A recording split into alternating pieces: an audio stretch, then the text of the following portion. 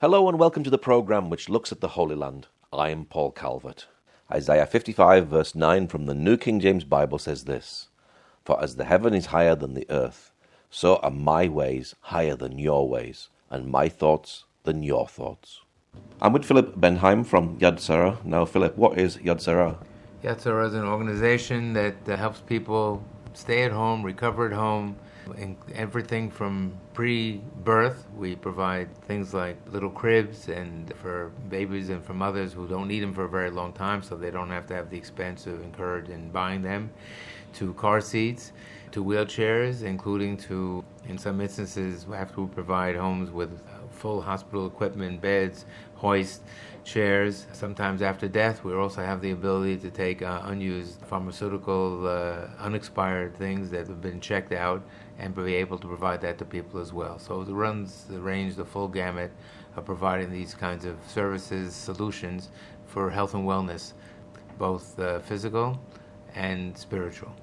And you're called Yad Sarah. What does Yad Sarah mean?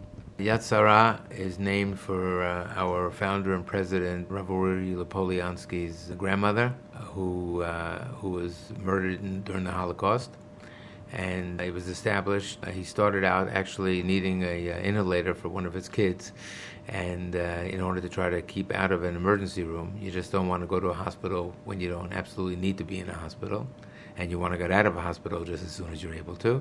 So he bought an inhalator, and then he saw that after he was done with it, a neighbor could use it, and another neighbor. So his father actually helped give him some seed funding for buying multiple units like this. And so it's named after Yad Sarah, his grandmother, and it's continued to help. The hand, the Yad, means hand and is a giving hand. And this is all about giving, both on behalf of the volunteers and the others. And every giver needs a receiver, and this is true of people who actually need the equipment, of the volunteers who work here, and very importantly also the people who donate. People who donate really want to know that their donation is going to a place that can best use it. And every giver needs a receiver.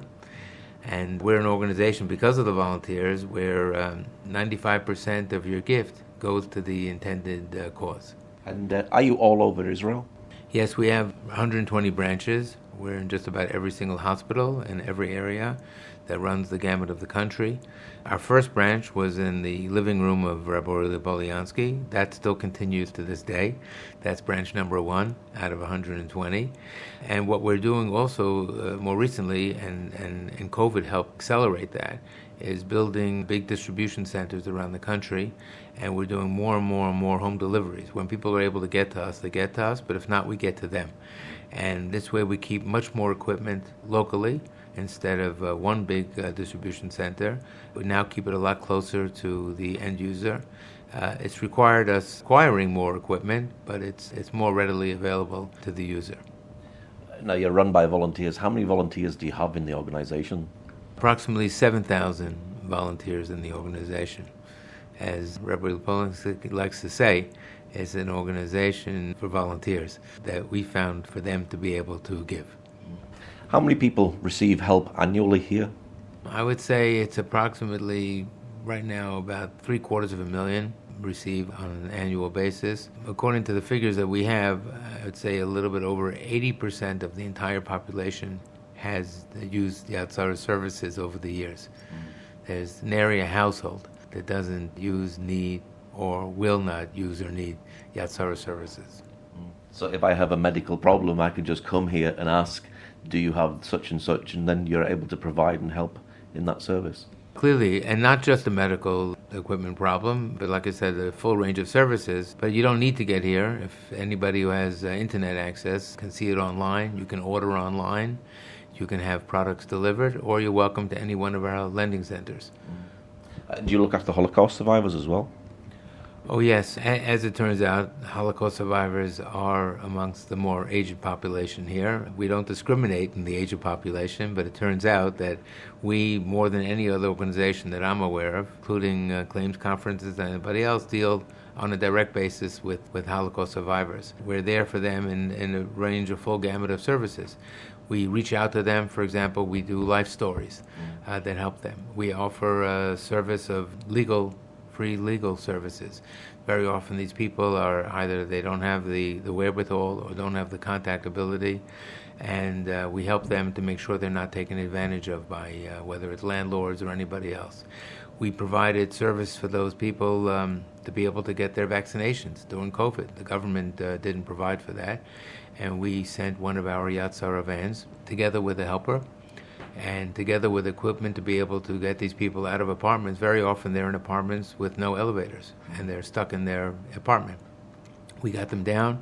We got them for both their vaccinations back and forth, together with an accompanier. And so, yes, we very, very much deal with that population. Now, your volunteers, are they from all sorts of faiths and walks in life? Yes, every faith and walk in the country. We have, whether they're Druze or Christians or the Jews, and whether they're white or they're colored or they're Asian. We service the entire population, any age, race, creed, color, without exception. How does your call center help people? First of all, it's there to help guide them and direct them properly within the Yad Sarah organization. It includes an emergency service here, which has grown now by tens and tens of thousands of people that we offer emergency service to people's home for a nominal fee. If you're able to, only for a deposit. In many instances, is all we seek. And that's a number that you can either press a button that's on your wrist. We also offer now a hanging device that you can wear around your neck. And that's passive in that if you fall, which happens to people, not necessarily only older people, although it happens often, and very often you're all alone. You know, when it happens on the street, Israel is very giving, and lots of good Samaritans will help you. But when you're in the privacy of your own home, very often alone, you have nobody. And so this device sends out a call signal to our service. They immediately contact you through a device, automatic remote device that you don't have to activate. And then we call, whether it's police or ambulance or next of kin or your next door neighbor, to see how we can help and provide service to you. Wow. So this device actually knows when you fall and actually calls for help at the same time? Exactly. I think it gives about 15 seconds in case it happened by accident. But if you don't deactivate it, the default is activated rather than the other way around. So you don't have to positively activate it. It's self-activated, and it makes that phone call. And then we take over from there. Tell us a little bit about your play center for children with special needs. We offer, again, many, many services here. We have something called the Shikumon, which was mostly closed down during COVID. We're now opening them up again. This provides services for kids of multiple needs. We have something, again, which we created here, which is called a Mischakiya, which is a play center, but it's really all about therapy, and it's about working psychologically together with the parent and the child at the same time, and to give them guidance as to how they can activate, because very often what Uri discovered, is that very often kids are sent to different places, institutions, and things like that, and they don't have the family contact. What's important for us, again, is all about keeping people at home. So we provide the service here, and they are taught how to interact and interplay together with their kids, and to maximize that kind of service. Where would people be without the help and support of Yad Sarah?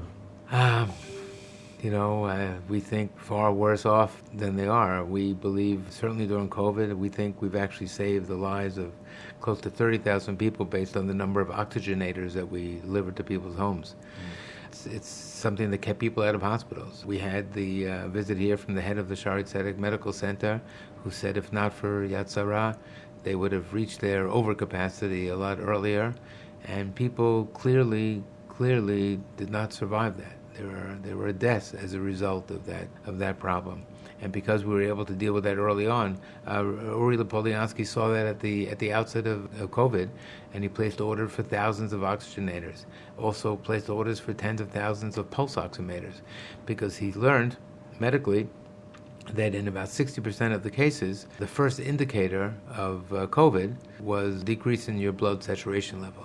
So for the sake of a $20 device, which was lent here for nothing, like most other things in Yad Sarah, you were able to take your, before you had an onset of any of the other symptoms, again in 60% of the instances, not 100%, and you knew then that you had a good likelihood of the onset of COVID. and can place. Recently, we've actually seen an increase of about 24% of the calls for oxygenators in the last few weeks, which is an indicator to us of what some other countries are either denying or haven't caught on with yet, that there is a definite increase in the need. And the numbers are starting to demonstrate what we already saw weeks ago. So Yad Sarah was able to really respond positively to COVID. Oh yes, quite positively and quite rapidly, and try to stay ahead of the curve, which is something that we try to do in every instance. We try to recognize a need early on and offer the solution before other people can wrap their heads and their arms around it. Did you give out a lot of oxygen machines? Yes. Thousands and thousands and thousands of oxygenators. We actually recently were able to, as we were replacing them, we were able to lend equipment to the Indian government. And we made a number of shipments to India where they couldn't get a hold of this. I actually saw a news item in the UK when we sent, say, over 1,000 items. I saw a great big statement from the UK government. I think they were sending 300 or 400 oxygenators to India when we were quietly sending over 1,000. We, Yad Sarah, versus the entire UK government at the time. Nobody's comparing, but it just shows you, our abilities and answering to needs and promptly. You have more equipment here than the hospitals in Jerusalem? I think the numbers are we have more equipment here than all the hospitals together in the state of Israel. Wow. Between all our other branches of that kind of medical equipment. I think we buy more beds than anybody else does, and more special chairs and hoists, and we're constantly purchasing. And yes, those are the numbers. Now you were rated a 4-star charity by Charity Navigator. You must be proud of the way that people are recognizing you as an organization. Yes, the Friends organization in the U.S. has a Charity Navigator rating. We as well both have Gold Star ratings, and we are very proud of that. And we have, there's a lot of support for us. And again, people who give to us, they like to look for organizations where close to 100% of their gift is going towards the needy, towards the intended recipient, rather than get all caught up in overhead and administrative costs. And so, yes, I think that's a big part of the kinds of ratings that we get. What's your annual budget to run an organization like this? It's relatively low. I would say it's approximately $50 million, $50 million. If not for the 7,000 volunteers, I would say that number would be probably 10 times that amount. I think the value of our volunteers is somewhere in the neighborhood of about $400 to $500 million in value. And that's a relatively low cost for the kinds of services we provide. On the other hand, we do, and the majority of that is covered here in Israel with little gifts from 18 shekel to 1,800 shekel to larger gifts. Most of our capital fundraising, though, has come from overseas, and it's growing here within Israel, too. We're, for example, now putting up a huge new 15-story facility in Jerusalem, which will have 220 accessible rooms available for people as soon as they can be released from hospitals, where they are prepared both in terms of therapies and in terms of therapeutic assistance and nutritional assistance, places for them to stay to make them ready to be able to go home in their home environment. That facility, for example, has a cost of approximately $70 million, but it's almost entirely up. We've had it already arranged for financing, but we of course need to fundraise for that and then to be able to provide that to the people of Israel. You must have touched many, many people here. Do you have stories of people's lives who've been changed because of the work that you do? Every single day. I would direct you to our website. We have a number of stories, and they run the gamut from a story just heard from about somebody who was stuck at home. The wheelchair didn't fit into his elevator, and they turned to Yad Sarah, and we retrofitted a wheelchair that both accommodated the person's girth as well as the restrictive dimensions of the elevator, so he was able to get out. Another story happened just, I think, 2 weeks ago. I heard in Shaare Zedek Hospital. There was a Haredi fellow, an ultra-religious user who came to borrow a piece of equipment. He didn't have all the money he needed for the deposit, because we don't charge for the chair, but we do, or whatever the item was, I think it was a chair for the deposit. And he stepped aside to call his son to see about getting a credit card that could otherwise accommodate it. In the meantime, there was a person behind him who then returned his item, and he actually left the deposit as a donation, which fortunately a lot of people in Israel do who have the ability to do that. They leave either part or all of their donation. So he left the entire donation Yad Sarah. He then turned to this person and asked what the problem was. He said, well, I have trouble coming up with the amount of the deposit. So he said, so let me cover the deposit. He said, no, I don't want to take anything from you. He said, well, you're not taking from me. He said, when you return the item, you make sure that you leave that full deposit for Yad Sarah. It just happens to be that that person who helped him was an Arab and helping an ultra-Orthodox person. And that really captures the story of Yad Sarah. Every single day, it's people talk about the working within the population here. This is where you see it happen every single day, whether it's Druze-operated facility lending to Jews and Jews to Druze, or to Christians or anybody. Here you had just turns out an Arab citizen helping an ultra-Orthodox citizen, and Yad Sarah was the common denominator. Why do you do what you do? Actually, my family's been involved with Yad Sarah for over 40 years. Turns out my mother founded Friends of Yad Sarah in America. Our family's been involved helping, from some bring equipment in the early days, and I would try to help fundraise for the organization. To the chagrin of some of my grandchildren and grandchildren, we've been doing these pickups and those drop-offs. I've ended up, instead of spending a few minutes or a few hours, I now spend full time trying to help the organization fundraise worldwide and to try to manage our friends' offices, and as well, we're trying to help establish Yad Sarah type models around the world. I had a call recently from Bahraini government. We're trying to help them do something over there. I just is now in touch with the Tanzanian government to see how we can help over there. This concept and how to put it in place to make it work is part of my role and responsibility here, and I do it with love. This is Israel being a light to the world, isn't it? In this case, for sure, I can speak. There are other areas, too, where I'm not the best one to speak about it necessarily, but certainly in this instance, it is very, very much something. In fact, there's a person who was here a couple of years ago. His wife fell and needed a wheelchair, some crutches. Fortunately, it wasn't a sickness besides that. He then discovered Yad Sarah. Somebody told him where he can go immediately because the doctor didn't have any facilities for him. They went to Yad Sarah, bought equipment. He loved it so much that he established an organization actually in the States, in Connecticut. It's called Wheel It Forward. You can look him up, which is modeled after Yad Sarah. He's somebody who was in the finance business who decided to give of his time and his resources. And this story repeats itself. And we're in touch with him to try to help him as best we can. And it's just all about giving. And you can see the benefit of this in organizations. It's just, it's uncanny. It's incredible. And in this case, we have been a light, and we continue to be a light, and we're offer our assistance wherever we can. What's your prayer for the future? The prayer is just to continue going and growing, and hopefully as the government steps in and provides the kinds of services that we think they should be providing, we're happy to step back in those areas and look to fill the needs as they come up. We're forever, Uri has a vision, and as soon as we identify a need, we jump in to service it. That new health and wellness center that I described is a need that the country has been begging for, but nobody has answered it. There on any given day, pre-COVID, there were about 700-800 people in hallways in hospitals in Israel. This 220-room facility, if somebody stays there on average a week a year, there are 10,000 room nights a year that can be accommodated here for people. And this is what the country needs. It's not answering it itself, so we're going to be the answer for that. When somebody needed service to be able to transport wheelchair-bound people, Yad Sarah answered that. Today, as there are other options available, we're reducing that. We're increasing the needs as we see needs, we're increasing it. So it's Yad Sarah's vision that the government does more and more.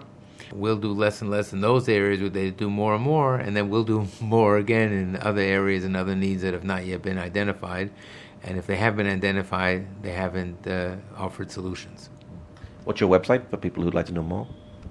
In Israel, it's yad-sarah.net. In the UK, it's yadsarah.org.uk or Friends of. In the US, it's Friends of Yad Sarah. But if you just Google Yad Sarah, a couple of them will pop up. and you're free to use it. And there you can get a gist of our services. The Israeli site is more user-based because here the people are using the equipment, so you'll have there your list of equipment and what's available to be borrowed. We also offer for sale at a fraction of the cost that other people do it, because we don't look to do it for a profit. We add a nominal percentage just to cover a little bit of overhead, but for the most part it's at a fraction of the cost of what these things would have cost to be acquired for people who want to have their own item. And they have the full range of equipment, again, hundreds and hundreds of pieces of equipment that we've discovered, that we acquire inexpensively, and we offer it inexpensively. And the other sites are more about the services that we offer here in Israel and what we offer to overseas people that they can book through the website. We offer for wheelchair-bound people tourist services. We offer our vehicles and hook you up with tour guides if necessary, and help you with your accommodations if you get a hotel room, and we'll make sure that it's fully complemented with all the equipment that you might need that Yad Sarah can lend. Okay, Philip, thank you very much. Thank you very much for the opportunity and for spreading the good word and for the good work that you folks do. Thank you for joining us today. Pray that God will move by his mighty power in the Holy Land and bring his peace.